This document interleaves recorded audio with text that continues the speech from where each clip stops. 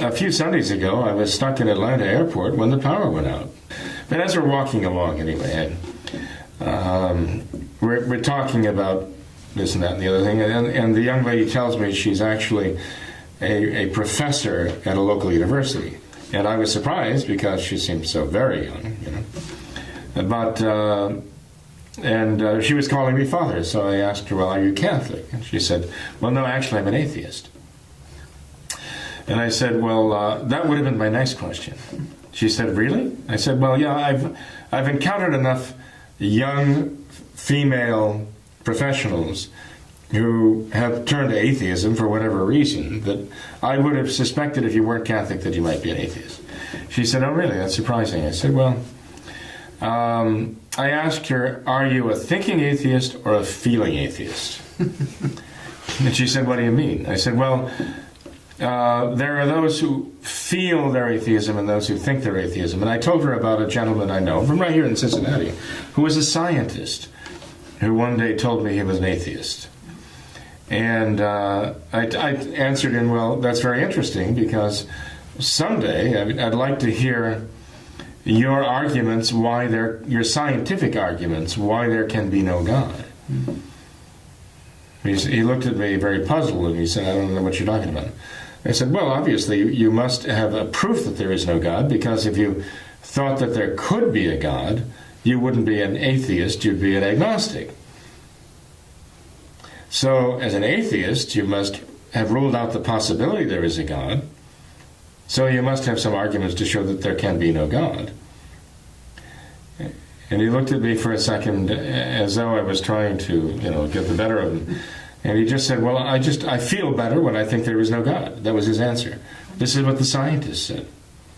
So I was very disappointed because I thought that at some point we could sit down and have a very lively discussion, but an intellectual discussion. Yeah. It was impossible to discuss his feelings, that he felt better when he thought there was no God, So I mentioned this to her. I said, this man obviously was going by his feelings. Even though he was a scientist, it wasn't really an intellectual matter with him. So he wasn't a thinking atheist, he was a feeling atheist. That's what I mean. Well, she assured me that she was a thinking atheist. And then sure enough, within the matter of a few sentences, I feel this, and I feel that, and I feel the other thing. It was all about her feelings, So I said, well, don't you believe that we have souls? You have students, and you grew up in a family with parents and children, siblings of your own. Don't you really think we have souls? She said, oh, yes, I believe we do have souls. I said, well, that's kind of curious, because how do we have souls without God to create them? She said, well, I feel that we create our own souls. That's scary. So I said, well, that's a kind of an interesting hypothesis here. We create our own. How do we create our own souls? I was trying not to sound condescending, I just was trying to think this through, not feel it through, but think it through. I said, how do we create our own souls? So she said, well, by thinking.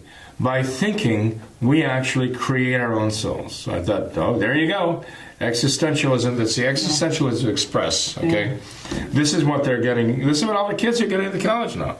Create your own self, create your own self by your own thought, or feelings, even better. So I made a very, very bold assertion to her. I said, well, thinking actually requires the soul. There has to be a soul to begin with to think. So you can't create your soul by thinking, because you're thinking, the very act of thinking presupposes there is a soul to think. And she looked at me as though I was trying to trick her. As though I was trying to trick her by some legerdemain, sleight of hand, errant little bit of logic in there. And so she said she just wanted to eliminate the middleman. That's God, I guess. So we're all able to create our own souls. And it just seemed very obvious to her. And she changed the subject at that point.